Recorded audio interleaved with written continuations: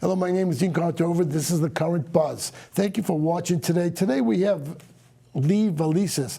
She's the Lowell Folk Festival coordinator, and we're going to talk about the folk festival that's coming up in July. It's usually the last weekend of July. Am I correct? Yep. Do we have dates? I mean, what? Yep. This year it'll be July 28th, 29th, and 30th. Okay. Lee, why did you want to be coordinator? How did you get this job?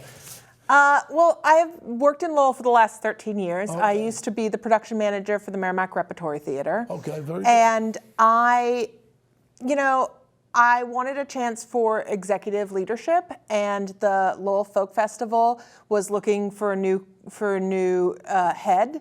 And I absolutely love and adore Lowell. It was one of those things when you're a theater professional, you're very used to transitive life. You work in one place for a season, and you move on for a summer gig, and it's very frequent turnover. And I just was so charmed by Lowell, its textile history. I have a costume design background.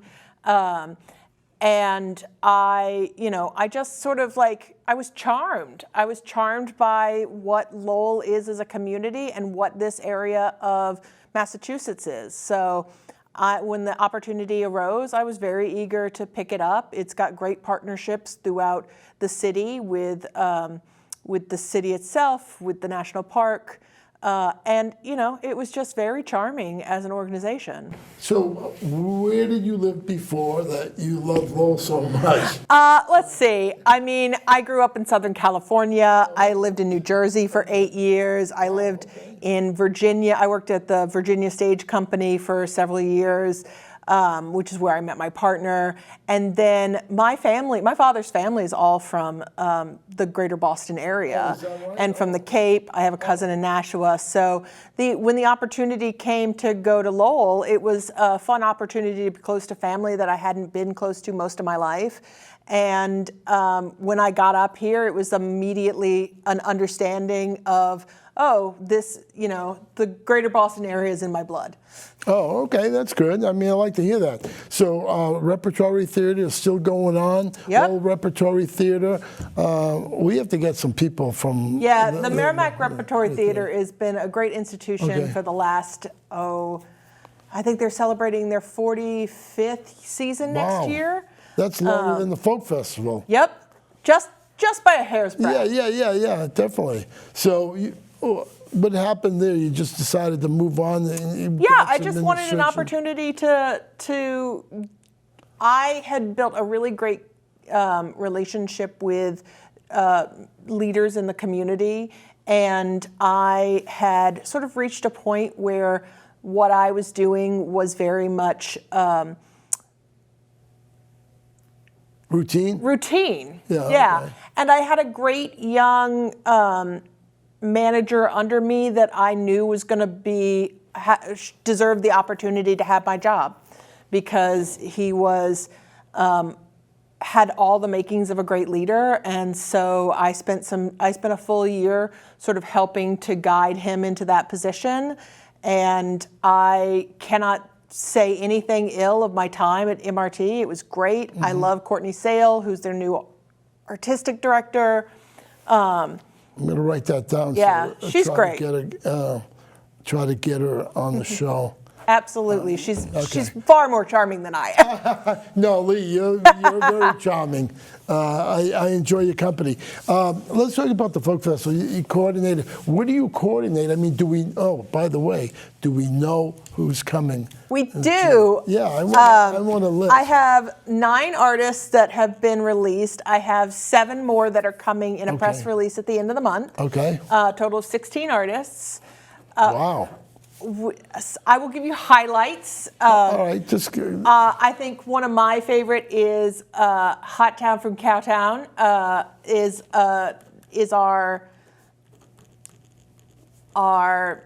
Western jazz swing group. Which they've always had at the Folk Festival. Yeah, they've always had.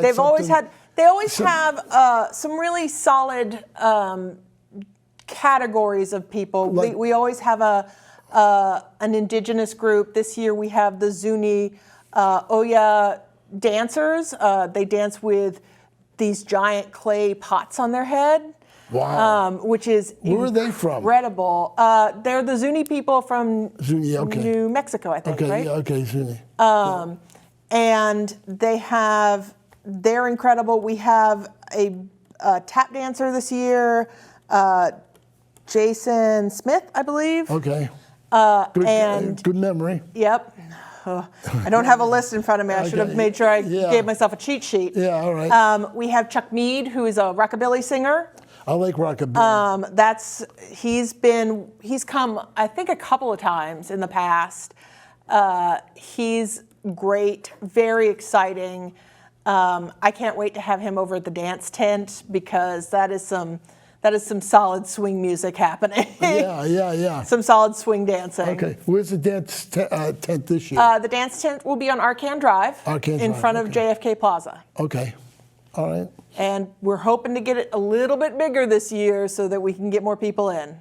Oh, okay, because that's very popular, isn't it? It's very popular. I think when you think about music and you think about the different things that the folk festival can offer you, there is a little piece there's a little slice for everyone. Our stage in the center of town at St. Anne's Cathedral has, St. Anne's Parish, I think, is a little like intimate space. It's all acoustic. It really only fits about 50 to 75 people comfortably. I thought maybe a little more. I think it's real small, and it's all sitting on the grass. And it's a beautiful opportunity to have an intimate experience with an artist. You, of course, have Boarding House Park, which is the big sort of bandstand space that has all of the amplified music. It's got your biggest stage venue, so all of your large bands play there.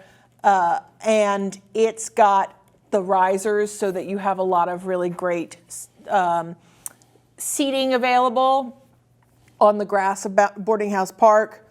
And then you have the dance stage at Arcan and the smaller amplified stage at Market Street, which is like each of these venues has their own great little flavor.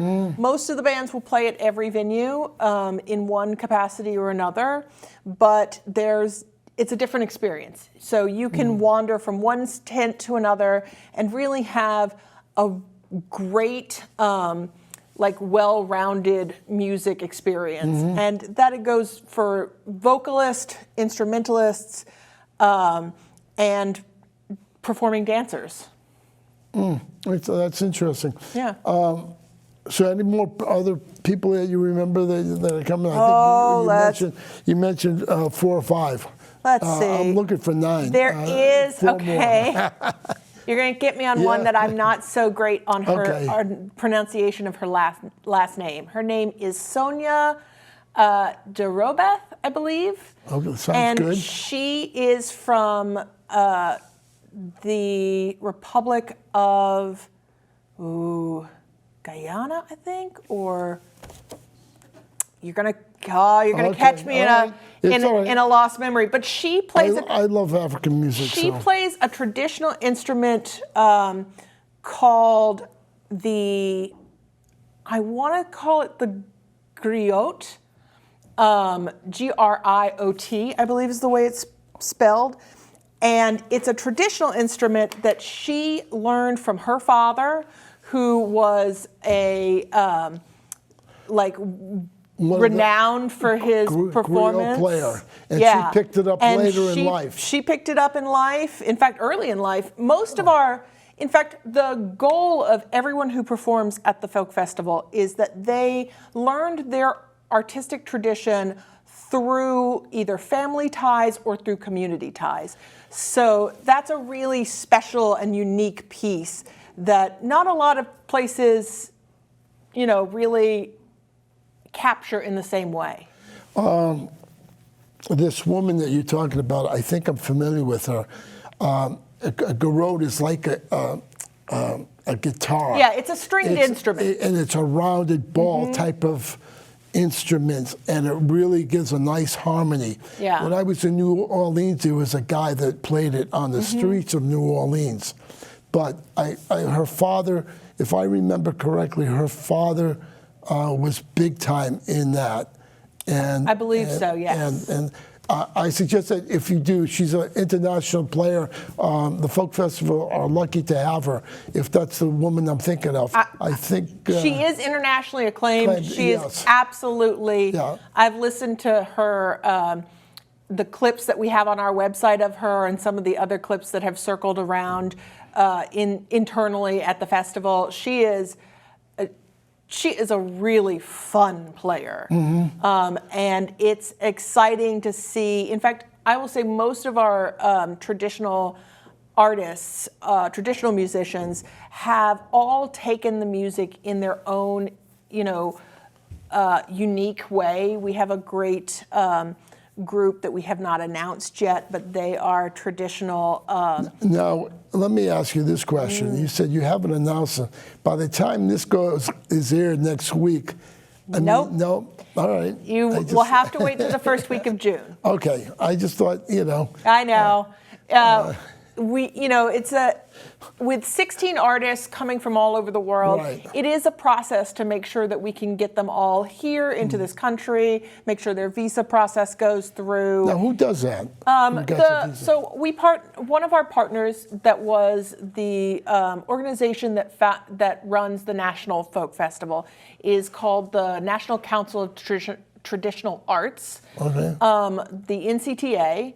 And they are our lead producing partner. They are the ones that have the connections to artist talent and to the back line and to all of the sort of production elements of the festival. Oh, okay. And so we partner with them. They do many artists that come to all of their sort of sister festivals. What they call their legacy festivals, which includes us, it includes Richmond, it includes Montana. It used to include one up in Maine that is no longer with Bangor? us. Was that the one in Bangor? One in Bangor, yeah. Okay. I went to that once. Yeah. And it wasn't like Lowell, though. No, I mean, it's very rare to have something like Lowell. It is unique of Lowell that we have the entire downtown for the festival. Most of these locations, including the National that was in Maryland, they have a specific section of downtown. I believe the one that is in Richmond is on like an island. That's cool. And I think and the one in Montana is out in a wide open space in Montana. So, big sky country. Yeah. Let's talk about the food. We talked about the people who are coming, but let's talk about the ethnic food that's there and how that's set up. Yeah, so our global food vendors occupy space at all three of our major stages. So set up on the plaza at JFK, set in front of Boarding House Park along French Street, and then set on Market Street Park over at Market Street. And they are they're community groups. They're churches, they're ethnic community societies, and they bring their traditional food, and they have, X number of hot plates to cook off of, and butane and propane and blenders, and they cook right on site. They are probably, in fact, I know for a fact, based on historical data, based off a survey we did in 2016, as many people come for the food as come for the music. I believe that. And I have to agree. I really would live in the festival and eat every meal there for the entire weekend. And in this case, this year I get to. Do you have a favorite? Ooh, that is hard. I know. I love the Filipino food because I love Filipino food. That's my favorite. But I also love the Greek tent because some of the best Greek food in the world, I'm pretty sure, is in Lowell. Well, the two longest lasting restaurants are Greek restaurants that have been there almost And I go to 70 Athenian years, Corner something. pretty much weekly. Oh, do you? I Good for love you. I love Athenian Corner. Okay. Shout out. I'll tell Teddy that you go there all the time. Yes. But so, yeah, I think like those are my favorite, but I'm really excited. There's some stuff there this year that I've never gotten to try that I am excited to get a chance. I'm a big foodie, so I absolutely love new experiences, new flavors, and things like Filipino food, which you just can't get very often. I know, that's true. That's true. Anything else that we should know? Sometimes they give free food out or free ice cream or something. Are we having any of that this year? We do have an ice cream vendor this year, but I don't think it's free. Okay. We should mention Folk Craft, which is here that's this right. year. Our Folk Craft focuses this year on apprentice and master relationships. So these are traditional folk artists that are passing down their tradition to their apprentices. Most of them are 16 to 18, and they are learning a craft that would otherwise sort of be forgotten. And this includes everything from traditional Chinese paper cutting to traditional Western boot making. Which I think is going to be very exciting. We've lost foodways this year. We're hoping to bring it back in the future. But in exchange, we've sort of set up a bigger experience for the folk art. No, where's the folk art? So explain it to folk some art people. is Because a lot of people don't get to see it. Yeah. So folk art is along Lucy Larcom Parkway, which is Lucy Larcom Park, which is if the high school is there, sort of at the corner of Boarding House Park. If you go back behind the high school, next to St. Anne's, there is There's beautiful a canal there, and that's where Lucy Larcom Park is. Yeah. And then we also have a new experience this year. Destination Lowell has grown and expanded, and with our partnership with Mosaic Lowell, which is the new community economic driver, we are going to do Mosaic Lowell. Well, I'm thinking of mosaics, the little pieces that you put up. Exactly, and that's where the name comes from. And we're going to do Experience Lowell, which will be merging with Art in the Courtyard, and that will be held right across the street from St. Anne's in the Enterprise Bank parking lot. Should be close to 50 vendors of art and community arts organizations. Should be a big, fun, uplifting art experience that will sort of guide you through from St. Anne's around to Market Street. And especially if you don't have kids and don't want to wander down Shattuck Street with all the kid games. Oh, yeah. Also, it's kid-friendly, right? Absolutely. Let's talk about that. I'm sorry. I used to take my daughter down there, and she used to play with the kids and the board games and so forth. And it's a venue, the beauty of the Lowell Folk Festival is that it's a free venue. So you can come regardless of the demographic that you live in or what you have available to you. It's a free event. You can come on down. It's family fun for all ages. No doubt. There's a kids section on Shattuck. The music varies in tonality and pace. So if you're not in the mood for a big blowout rock concert, you can go to another venue and go to the dance floor and just have a great time sort of dancing to the music. Or, just sit out on Lucy Larcom and learn about learn about the folk craft and what traditional art would be. This year we're going to publish our maps in the 4 major languages of Lowell, which is English, Spanish, Portuguese, and Khmer. So we're really working hard to make sure that everyone feels like they have a place in the Lowell Folk Fest. Excuse me, I don't. That's all right. Yeah. It's allergy season. Yeah, that's true. Go ahead. I'm sorry. Oh, that's it. You know, we just so want to make sure everyone's available. It's going to be in 4 languages this year. Good. We're going to try. Okay. All of our print material will be in 4 languages. Chelmsford Telemedia is there to cover it. They send people there to cover it. It's going to be on TV, on your local cable television. How do you handle the press when they come up from, let's say, the Boston Globe or you know, I have TV? an amazing marketing director and in Sylvia Coonan, and she is handling that. We have a partnership with, I think it's CKC, that's handling our press releases. And they are an excellent team.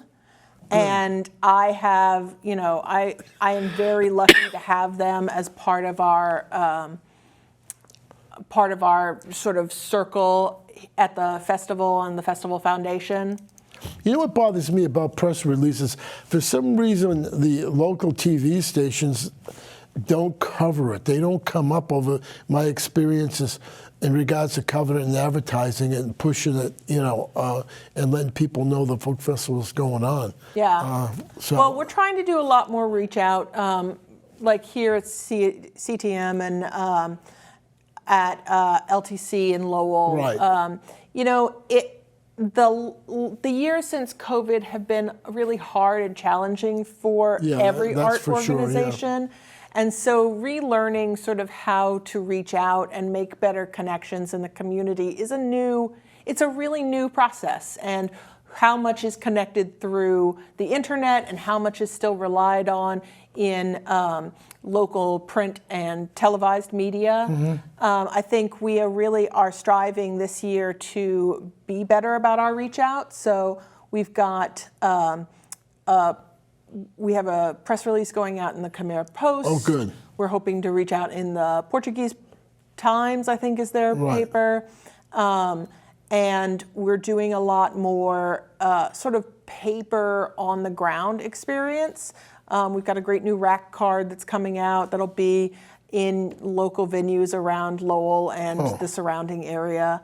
It's really a chance, you know, I heard very strongly when I first came into this role that there is a feeling that paper is not dead, and that having flyers and posters and really helps raise awareness in ways that, you know, most media firms would say are gone. But in a small town like Lowell, as small as it is but big, the smallest big town you'll ever see, it really still means a lot to have flyers and paper circulating in the community. And we have an excellent new graphic artist working with us. Good. That she has finished the merch logos, and we're just starting now on all of our print media and should be done by the end of June, ready to roll into our fast time in July. Cool. Real quick, I have like less than a minute, not less than a minute.